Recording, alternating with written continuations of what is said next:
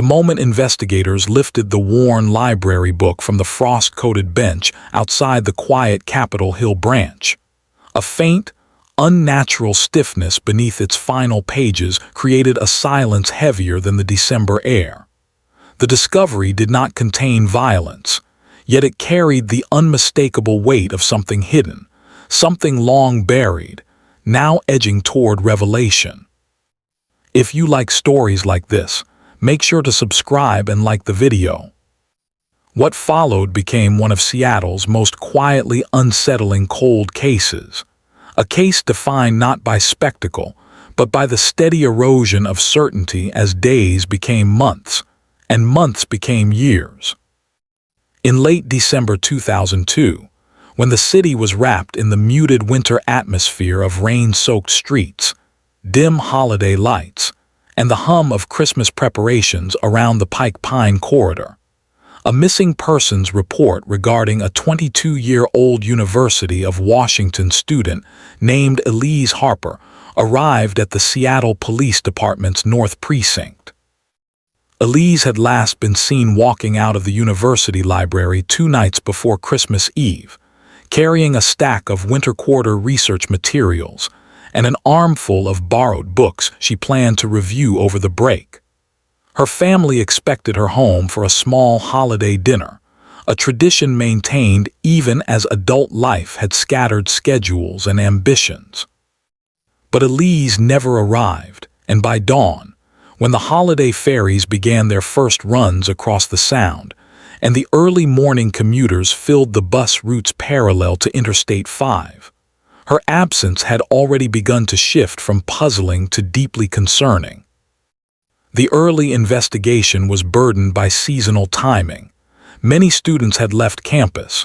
Dorm halls sat half-occupied. Staff members were on holiday rotation. Even the local media, distracted by holiday human interest pieces and year-end summaries, offered only brief acknowledgments of a missing student. Still, detectives worked steadily. They traced Elise's final digital footprints, a library card scan at 7:42 p.m., a final email draft saved but never sent, and an unexplained 15-minute gap between her exiting the library and the last known sighting of her walking east toward the tree-lined edge of campus. No surveillance cameras captured anything conclusive. The city's uneven mixture of older buildings, alleyways, bookstores, small cafes, and apartments along the university district created a labyrinth of blind spots that offered little support. By Christmas Day, posters began appearing on telephone poles, campus notice boards, and the windows of small businesses. They showed Elise with a calm expression, a winter coat zipped to her collar, and long hair slightly wind-tossed, a portrait taken the previous Thanksgiving outside her parents' home near Tacoma. The weather remained cold and unsettled, alternating between steady drizzle and temperature drops that coated windshields with thin ice. Detectives expanded the search radius. Volunteer teams moved along Ravenna Park trails, the Burke-Gilman bike path, and the residential blocks north of campus. Every discovery, discarded gloves, abandoned backpacks, scattered textbooks, was inspected and ruled out. Nothing linked to Elise. As New Year's approached, the case entered a phase familiar in missing persons investigations, an accumulation of tips with minimal coherence. One neighbor reported seeing a young woman matching Elise's description boarding a bus near Roosevelt Way. Another claimed to have witnessed someone with Elise's haircut entering a car outside a late-night grocery store. All were investigated. None held. Elise's family, maintaining steady communication with detectives, struggled through a holiday season that shifted from anticipation to uncertainty, and then to a stillness that suggested the possibility of something far more permanent. The official investigative files from that winter reflect the methodical nature of the search. Interviews with classmates describe Elise as diligent, academically focused, and deeply interested in archival research. Notes from librarians highlight her frequent use of the special collections section. A record from a tutoring office confirms her presence earlier that afternoon. Yet the most striking detail in the early documents remains an absence. No indication of conflict, no unusual behavior, no sudden withdrawal, no financial strain, and no apparent reason for voluntary disappearance. Everything suggested a life continuing forward, not one preparing to vanish. It wasn't until mid-January that the first unusual piece of physical evidence emerged. Maintenance workers clearing snow from the Capitol Hill Library courtyard discovered a single book, wrapped in a partially soaked paper bag, left on a bench facing the street. Because winter had been wet, the book's edges appeared warped. Yet the interior remained curiously preserved, as though protected intentionally. A barcode check revealed that the book had been checked out on the same night Elise disappeared. The library's automated system listed her as the last borrower. Detectives transported the book to the evidence room, where forensic technicians conducted a standard materials assessment. Nothing immediately stood out. No fingerprints of investigative value due to moisture exposure, no visible writing, no personal items tucked between pages. But one technician noted a subtle irregularity near the back of the book, a slight rise beneath the glued endpaper. The spine had been altered. It was not a dramatic modification, just enough to suggest that the book had been opened and resealed. This detail, small but significant, began shifting the investigation. Detectives reviewed the library's late-night staffing logs from the night Elise checked out the book. They reconstructed her path through the building, entry with student ID, catalog searches for environmental policy literature, and checkout of 5 books, 4 standard volumes and the one later discovered. The library sat between Elise's study routines and her bus stop. The return of only one book, weeks after her disappearance, raised questions. Why this particular volume? And why leave it in a public space rather than a return chute? February brought colder weather and few answers. Seattle's winter sunlight remained thin, casting long shadows across parking lots and quiet side streets. Detectives pursued several investigative threads. They analyzed Elise's academic interests to determine whether the book contained content that could indicate motive or connection to a person of interest. They examined her professors, her classmates, and the staff she interacted with regularly. They looked into transit logs, phone tower data, and credit card activity. Nothing suggested abduction by a stranger, nor did anything point toward someone close to her. The case remained suspended between possibilities. Then, in early March, preservation specialists working with detectives completed a detailed forensic evaluation of the book's spine. Under angled light and with adhesive analysis, they confirmed that the endpaper had been lifted and re-glued at least once, likely within weeks of the book being checked out. Inside the gap was evidence of removal, not an object present but an object once concealed. This discovery reframed the entire case. Elise had borrowed a book containing something hidden, something someone else apparently wanted back. And though the item itself was missing, adhesive residue indicated its approximate size. Thin, rectangular, no wider than a driver's license. The idea of the book serving as a covert storage point introduced new investigative angles. Detectives examined whether Elise might have unknowingly taken possession of something illicit, valuable, or sensitive. They reviewed library security logs for individuals observing her that evening. They checked campus reports for unauthorized entries or suspicious behavior. Nothing conclusive surfaced. But statistical patterns of similar concealment cases nationwide suggested 2 primary possibilities. The hidden item was either a personal item someone wished to keep out of sight, or a document intended for transfer between unknown parties.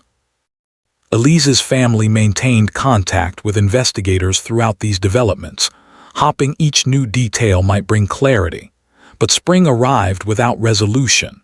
The case grew colder, gradually drifting into the archives of unsolved disappearances that accumulate in metropolitan police departments. Detectives retired or transferred. Boxes of evidence shifted between storage shelves. The book with the altered spine remained logged, photographed, and preserved, but no longer an active lead. For years, the file rested largely untouched.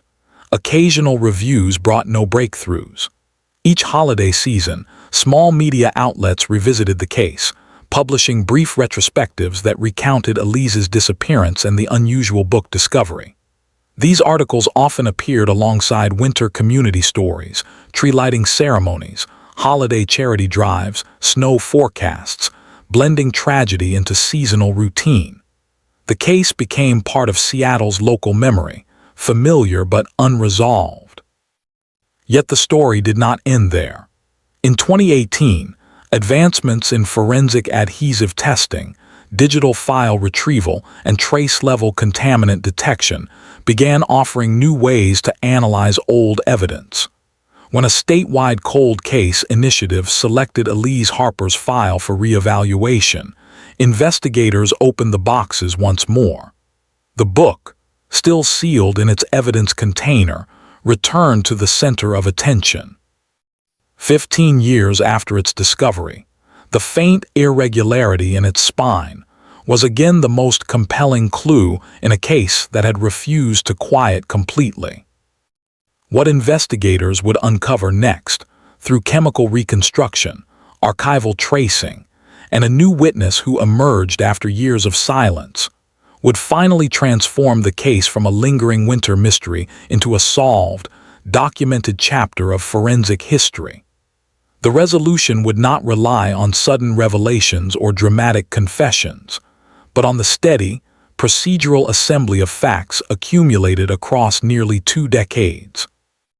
And as the truth came into focus, it would reveal a pattern of decisions, coincidences, and hidden personal motives that had quietly shaped the disappearance of a young woman in the winter of 2002. When the Cold Case Initiative reopened the investigation in 2018, the first priority was to reassess the book that had resurfaced at the Capitol Hill Library bench 16 years earlier. Although previous examinations had confirmed tampering, technology in 2002 could not determine much beyond adhesive disturbance. Now, forensic materials analysis allowed investigators to identify microresidues, environmental particulates, and chemical signatures with far greater sensitivity. The book's interior binding showed microscopic traces of polymer compounds linked to a type of thin laminate pouch, commonly used for protecting cards or small documents. This observation strengthened the idea that the concealed item had once been something more structured and durable than loose paper. Even more telling was the detection of faint cellulose fibers embedded within the residual adhesive, fibers consistent with formal printed materials rather than handwritten notes. Nothing conclusive could be reconstructed, but the advanced analysis provided enough specificity to redirect investigative efforts. The new team, composed of seasoned detectives and forensic specialists from various Washington jurisdictions, approached the case with methodical precision. They reviewed the original evidence logs, cross-referenced Elise's academic and personal background, and examined regional crime patterns from the early 2000s. Seattle in 2002 had been a city in transition, growing technology sectors, shifting demographics, and pockets of small-scale crimes that seldom reached broader public awareness. Among the data were reports of minor identity theft incidents connected to library spaces and public transit routes. None were violent, but the possibility emerged that Elise had unknowingly checked out a book used as a dead drop location. If she had discovered the hidden item or if someone believed she had taken it intentionally. The situation could have escalated quietly and without witnesses. Investigators sought to determine who had handled that particular book before Elise. Library circulation data from the early 2000s was incomplete due to system upgrades, but archived backups still contained fragments of borrower history. For several months before December 2002, the book had been part of a specialized research cluster used mainly by environmental studies students. Most prior borrowers were routine academic users. Only one entry stood out: a temporary card issued to a man who had used the library computer terminals extensively during that autumn. His identity had been recorded only as Nathan B., a common placeholder often used for individuals without full registration. The card had later been deactivated for inactivity. At the time, no one investigated further, as nothing in the original case suggested relevance. But with the adhesive residue pointing towards something intentionally hidden, this unverified borrower became a point of renewed interest. The cold case team cross-referenced public records and discovered that the temporary library card had been linked to a Seattle shelter used by transient workers during the early 2000s. The shelter no longer retained detailed logs from that period, but municipal archives included payroll records from a seasonal landscaping contractor that employed rotating staff during the months leading up to Elise's disappearance. Among those names was a man whose first name matched the initial, a worker known for brief employment periods, multiple addresses, and a pattern of relocating shortly after seasonal jobs ended. The records did not provide evidence of wrongdoing, yet the overlap raised questions about whether this individual might have interacted with the book before Elise. Investigators also revisited the geography surrounding Elise's disappearance. The walk between the university library and the bus stop was short, but it passed through partially lit areas that, in 2002, lacked the dense surveillance now common in urban spaces. The path included bike racks, stairways, and narrow footpaths that made sightlines inconsistent. University maps from that period showed that a construction project on the east side of campus had temporarily rerouted pedestrian traffic, creating new pockets where someone could wait unnoticed. Detectives reviewed archived facility reports and found that on the night Elise disappeared, a maintenance vehicle had been parked near a side entrance adjacent to the temporary walkway. The driver had signed out at 8:10 p.m., about 20 minutes after Elise left the library. While the report did not indicate anything suspicious, the timing was close enough to warrant re-examination. Weather records from that night indicated intermittent rainfall and temperatures hovering near freezing, conditions that could have limited visibility and muffled sound. For a young woman walking alone, the environment itself may have acted as a barrier against detection. Any encounter, whether accidental or deliberate, could have unfolded without drawing attention. The original investigation noted no signs of struggle along her route, but rain and foot traffic could have eliminated subtle traces before morning. The absence of physical evidence had contributed significantly to the case's early stagnation. As the 2018 team progressed, they expanded their review of digital archives. Although Elise's early 2000s email records had been partially available in 2002, analysis tools were limited. Newer forensic software allowed the team to recover fragments of drafts previously considered unrecoverable. Among these fragments was an unsent note created shortly before her disappearance. The incomplete message referenced an upcoming winter project involving urban environmental policy, along with a brief mention that she had found something strange in the source material. No details followed. The timestamp corresponded to the hours she spent in the university library's special collections area earlier that evening. The recovered fragment intrigued investigators. If Elise had discovered the concealed item or noticed the altered book before taking it home, she may have intended to inquire about it. This possibility aligned with her academic habits. Friends and professors described her as observant, meticulous, and inclined to question inconsistencies in research materials. If she had suspected something unusual, she might have attempted to understand its origin or significance. The cold case team expanded their scope to include local print shops and identification card services active in Seattle in 2002. In particular, they sought businesses capable of producing laminate pouches, matching the chemical composition detected in the residue. While tens of thousands of such items existed nationally, only a small number of suppliers in Seattle manufactured the specific polymer blend identified in the adhesive. One shop, located several blocks from the Capitol Hill Library, had produced custom ID cards for businesses, student groups, and temporary workers during that period. Archived order logs revealed several small batch orders placed under generic or short-term business names that dissolved shortly afterward. Though no direct connection to Elise emerged, one of the order names matched a temporary staffing company linked to the transient worker suspected of borrowing the book. With these overlapping threads, borrower anomalies, adhesive evidence, Elise's email fragment, and geographic proximity, investigators pursued a triangulated approach.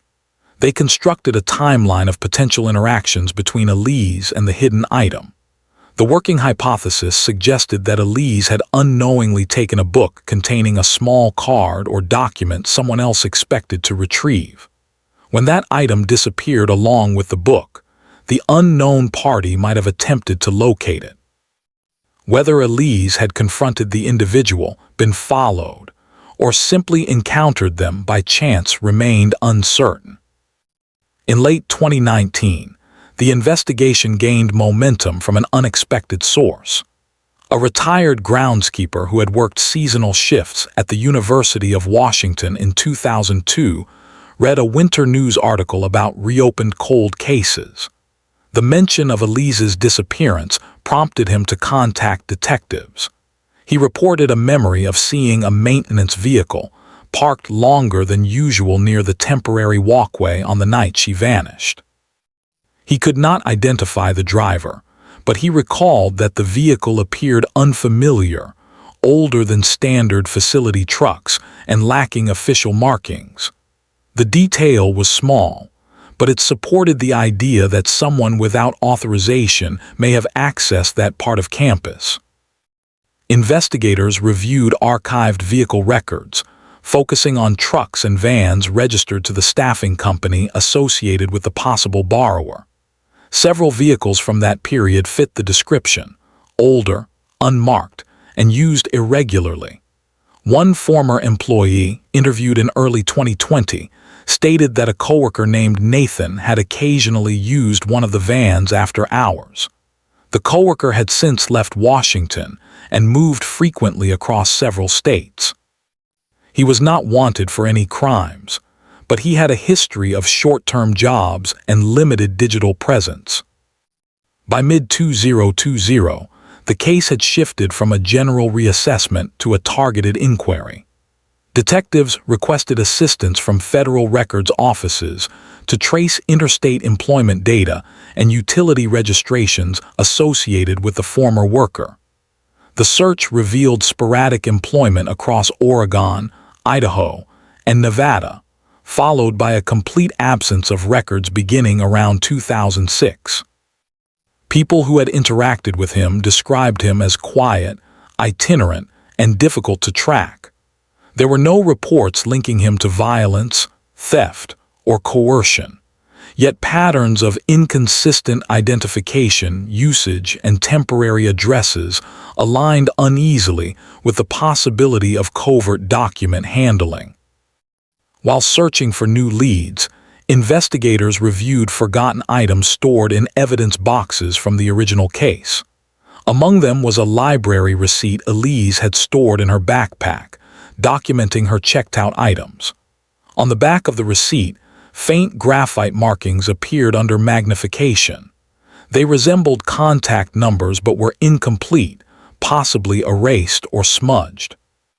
Forensic enhancement tools revealed partial numeric patterns matching area codes used by public workstations at the Capitol Hill Library.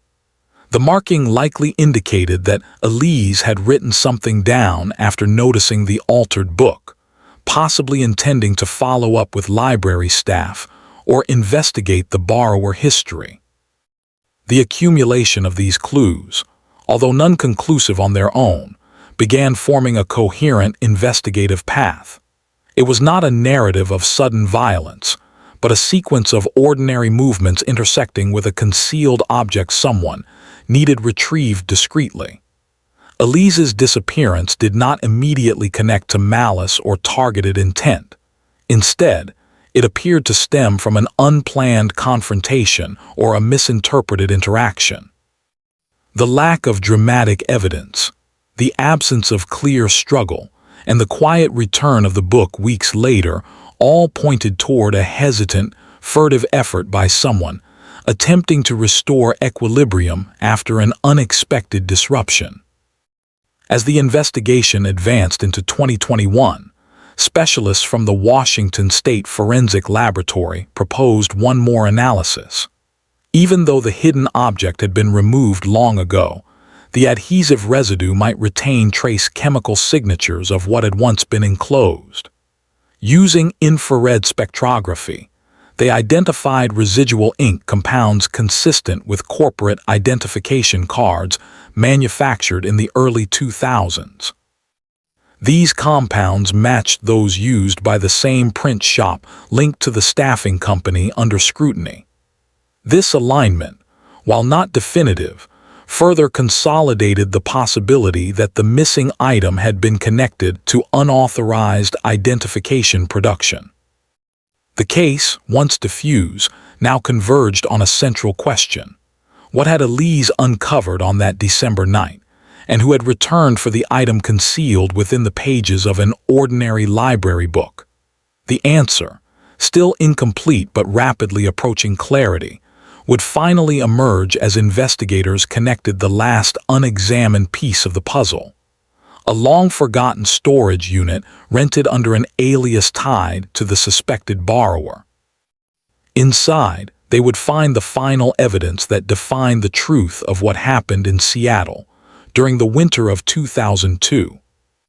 The storage unit linked to the alias surfaced during a broad record sweep that focused on addresses associated with both the staffing company and transient workers from the early 2000s.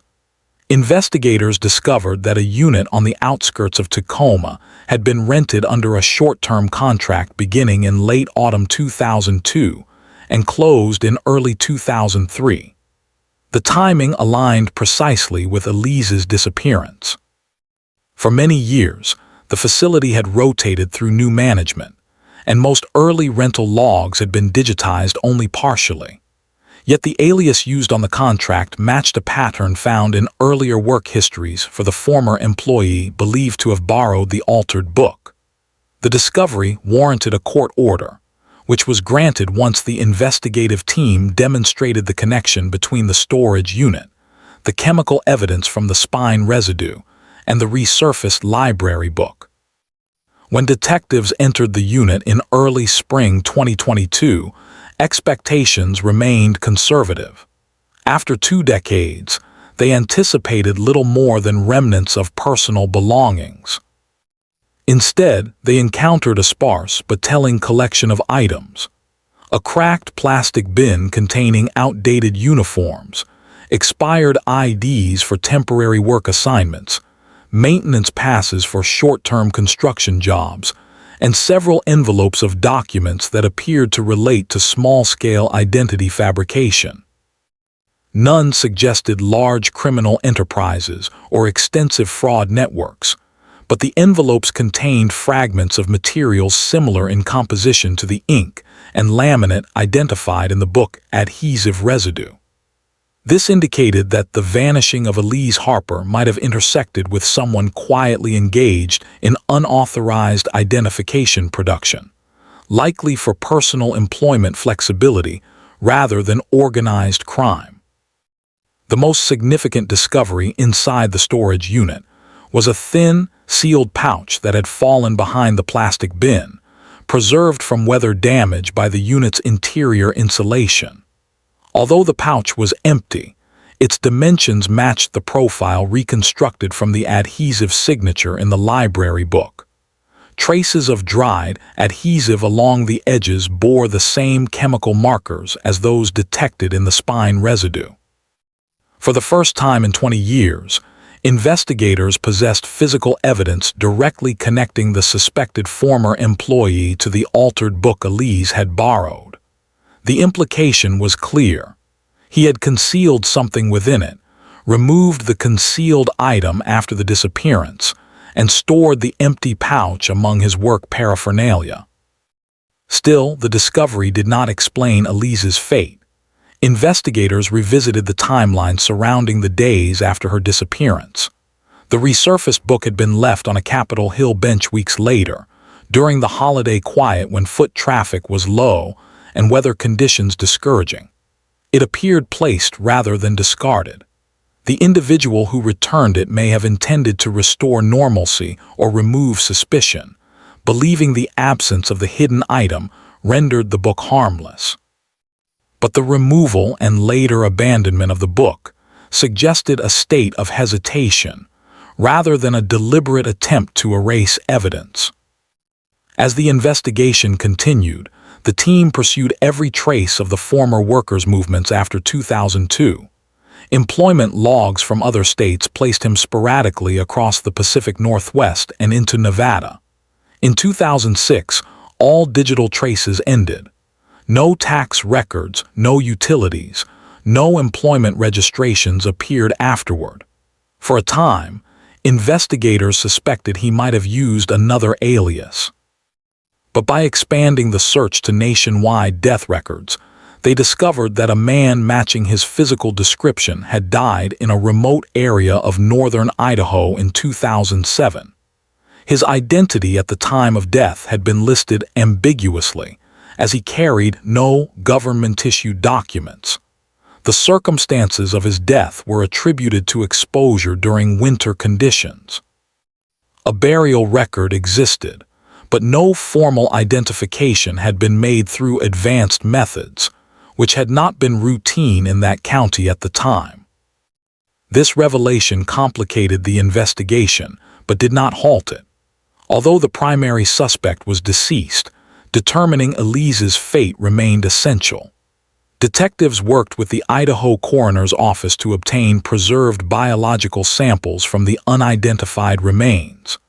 With consent and proper authorization, DNA comparison confirmed that the man who died in 2007 was indeed the former worker repeatedly tied to the altered library book.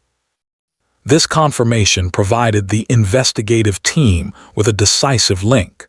The only individual demonstrably connected to the hidden item had died years earlier, leaving behind no testimony or account of his interaction with Elise. While investigators continued examining physical evidence, they also revisited geographic data from 2002. The route between the university campus and the suspect's last verified residence in Seattle revealed overlapping paths. He had lived in a rented basement apartment about 15 minutes, walking distance from the library where the book resurfaced. Public transit routes of that period show that a single bus line ran between his residence and the university district. Given his frequent use of temporary jobs and inconsistent employment, he may have spent time in the area around the university library, either using public workstations or waiting for scheduled shifts. Combining these elements, investigators reconstructed a plausible sequence grounded in available evidence. On the night Elise disappeared, she checked out the altered book shortly after the suspect had likely placed or retrieved his concealed item. She may have noticed the irregular spine or discovered the hidden pouch later that evening, prompting the unfinished email note referencing something unusual in her source material. When she left the library, she walked toward the bus stop through the partially rerouted pedestrian paths. At some point along her route, her path may have intersected with the suspect's. Whether he believed she had taken something intentionally, whether he attempted to question her, or whether she inadvertently startled him, investigators could not determine definitively. However, environmental records made one fact clear. Heavy rainfall and low visibility could have obscured signs of an unexpected fall or misstep. Days after reopening the case, a forensic geologist working with the investigative team proposed reviewing soil samples taken from the suspect's personal effects in the storage unit. Even though the items had been stored for years, small amounts of silt adhered to the edges of the plastic bin. These samples were analyzed and found to contain a mixture of fine sediment and decayed leaf material consistent with specific areas near the Arboretum waterfront trail, a location not part of the original 2002 search radius. While the match was not precise enough to constitute definitive proof, it prompted a targeted environmental survey. The Arboretum, with its dense tree cover, walking paths, marsh edges, and steep embankments, had undergone numerous landscape changes since 2002. Still, portions of its terrain remained relatively undisturbed. A specialized search team conducted methodical scans using ground-penetrating radar along areas prone to erosion and hidden depressions. After 2 decades, expectations remained cautious, but within several weeks, the team identified a subsurface irregularity near an embankment overlooking a narrow, seldom-used footpath. Excavation proceeded slowly, guided by forensic anthropologists. Soil layers showed signs of historical displacement, consistent with long-term burial under natural sediment accumulation. Within this area, skeletal remains emerged, accompanied by remnants of clothing that matched the description of what Elise had worn on the night she disappeared. The location, though not remote, had been shielded by winter weather, off-path terrain, and gradual natural overgrowth. The initial search efforts in 2002 had not extended into that section, due to limited resources and reduced visibility from winter foliage. Forensic examination of the remains focused on determining whether Elise had encountered violence or whether her death resulted from environmental factors. The analysis revealed no signs of sharp force trauma, no fractures indicative of assault, and no evidence suggesting prolonged struggle. Instead, the skeletal patterns aligned with an accidental fall followed by environmental exposure. The steep embankment, especially during winter rain, could have been slippery enough for someone to lose footing. If the suspect had confronted her, even indirectly, startle response or evasive movement could have contributed to misplacement of steps. The lack of overt trauma supported the conclusion that her death had not been premeditated or violent. Alongside the physical remains, a single personal item was recovered. A fragment of an index card with faint handwriting, bearing characters similar to Elise's academic notes. The card was heavily degraded, but retained enough structural integrity to be linked to the materials she carried that evening. This fragment reinforced the idea that her fall had occurred the same night she disappeared. Environmental modeling, using historical weather data, confirmed that temperatures during the subsequent nights had reached freezing, conditions under which exposure could have rapidly become fatal. With the discovery of Elise's remains, investigators now understood the general circumstances of her disappearance, but still sought the final connection explaining why the suspect had returned the book weeks later. The best supported theory, derived from the combined evidence, suggested that After Elise's disappearance gained media attention, the suspect feared the altered book might draw scrutiny. Removing the concealed item, returning the book anonymously, and then relocating his activities may have been efforts to avoid detection. His transient lifestyle and pattern of abandoning temporary work assignments aligned with behavior motivated by anxiety rather than organized planning. The investigation documented all findings meticulously. Reports described the interplay between environmental hazards, unintentional confrontation, and the fragile margin between routine movement and irreversible outcomes. Elise's death, shaped by a chain of subtle events, ultimately revealed the quiet vulnerabilities inherent in everyday urban life. As 2022 progressed, detectives compiled the full case narrative into the official cold case resolution summary. Although the primary suspect was deceased, and the exact nature of his final interaction with Elise could never be fully reconstructed, the forensic evidence, geographic analysis, and document trail provided a legally sufficient explanation for the involvement he had in the events leading to her death.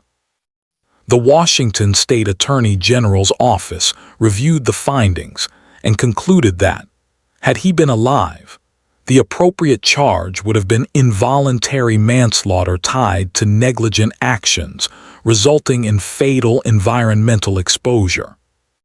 Closure came not with dramatic revelation, but with carefully assembled clarity. Elise's family, who had endured 2 decades of uncertainty through countless holidays marked by absence, received the final report in a quiet meeting at the Seattle courthouse. The discovery of her remains brought a solemn end to the years of searching, while the documented circumstances provided the degree of understanding they had long sought. Outside the courthouse, winter approached once again. Lights returned to the city streets, reflecting against rain-slicked pavement. The memory of a missing student, a library book with a hidden alteration, and a mystery that once drifted through cold archives now stood resolved, grounded in fact and preserved in record. The resolution of the case brought a shift not only in official understanding, but also in the historical record of Seattle's early 2000s investigative landscape. Cold cases often suffer from gaps in documentation, lost material, and the natural deterioration of memory among witnesses. This case, however, revealed the opposite phenomenon. Each surviving fragment, from a receipt marking library transactions to faint adhesive traces embedded in a book's spine, held its place in a chain of evidence that remained dormant until methods advanced enough to interpret it. The final narrative produced by investigators demonstrated that even cases suspended in time are not beyond revision. They simply wait for the tools capable of drawing meaning from overlooked details.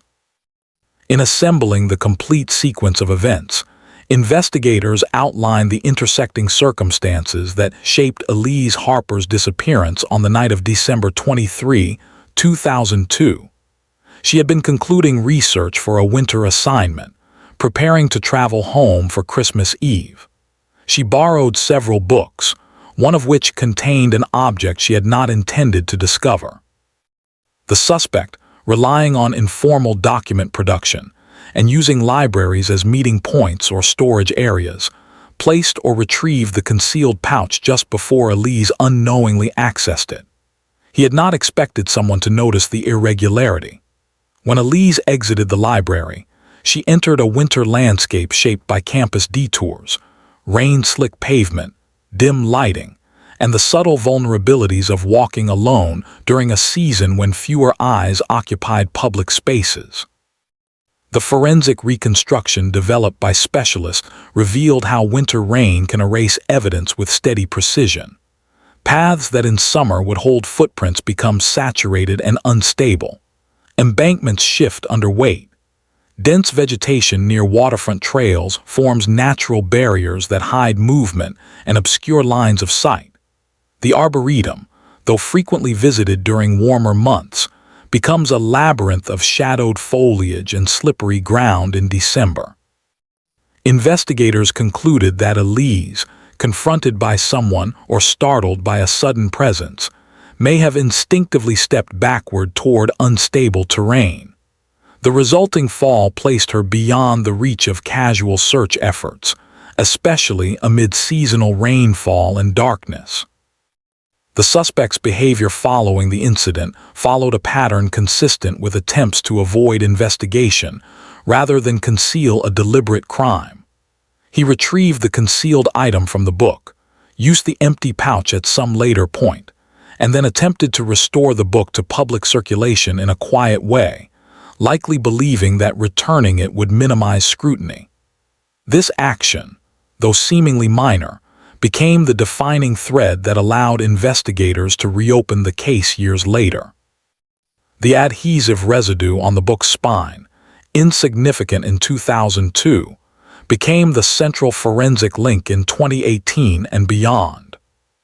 The discovery of the suspect's death in Idaho clarified why the trail had gone silent. Transient work, inconsistent identity documentation, and seasonal travel across states had made him difficult to trace.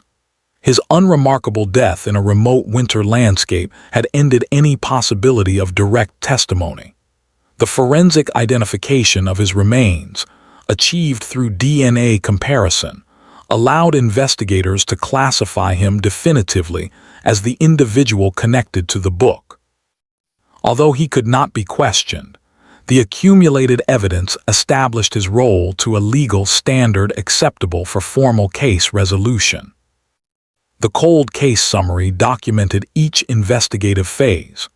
It examined the shifts in methodology over 20 years, the early shortcomings of digital archiving, the limitations of adhesive testing, the absence of widespread surveillance systems, and the eventual emergence of techniques capable of analyzing microresidues.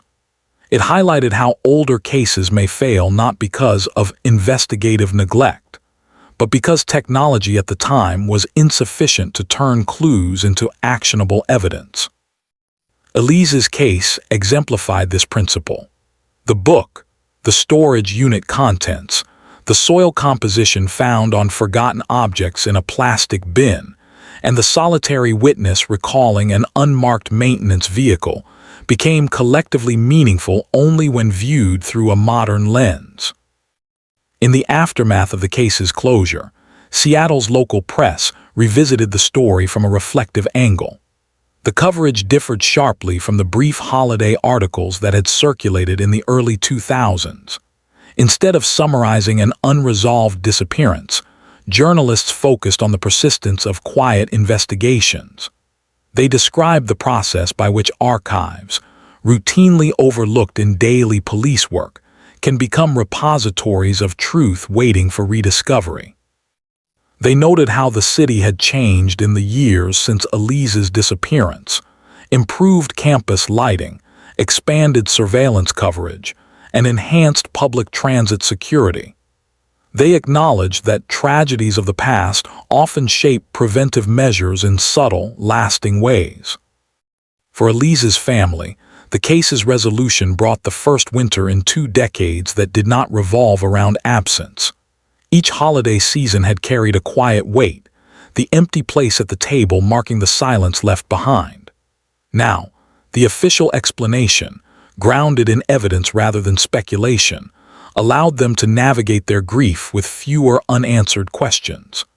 They had long accepted the likelihood that Elise was no longer alive. What had remained elusive was the understanding of how and why. The investigative summary provided them with a factual account, one that acknowledged the complexity of the circumstances while avoiding dramatization. The explanation was neither sensational nor abrupt. Instead, it reflected the reality that tragedies often arise not from malice, but from brief intersections of unpredictable factors. The legal outcome, though posthumous, reinforced the principle that unresolved cases do not disappear simply because suspects are no longer living. The Washington State Attorney General's office formally closed the case, classifying the cause of death as accidental with contributing negligent factors tied to the actions of the suspect. While no prosecution was possible, the legal conclusion acknowledged that a chain of decisions and concealed activities had placed Elise in harm's way. The classification, though not punitive, provided an official recognition of responsibility. The Seattle Police Department archived the final report within its closed case holdings, accompanied by detailed addenda documenting the forensic advancements used to reach the conclusion. Training programs later referenced the case as an example of evidence preservation's importance, emphasizing that even items considered secondary may eventually hold critical value. The library book, once an ordinary object checked out by countless students, became a fixture in presentations focused on forensic microanalysis. Its altered spine, once an overlooked irregularity, became a teaching point illustrating how small details can harbor decisive information. Beyond institutional impact, the case subtly transformed public perception of library spaces and archives. For many, these places symbolize quiet scholarship and routine academic work. Yet the case demonstrated that such spaces can occasionally intersect with the hidden, the unexpected, and the deeply consequential. The Capitol Hill Library, though unrelated to the tragedy except by circumstance, received attention from researchers studying how public spaces can inadvertently become transfer points in unauthorized document circulation. The staff members who had worked there in the early 2000s expressed both surprise and gravity upon learning that a book from their shelves had played a role in a decades-long investigation. The Arboretum, where Elise's remains were found, became a place of remembrance rather than mystery. The terrain, once simply part of a sprawling urban natural area, acquired a quiet solemnity for those who followed the case.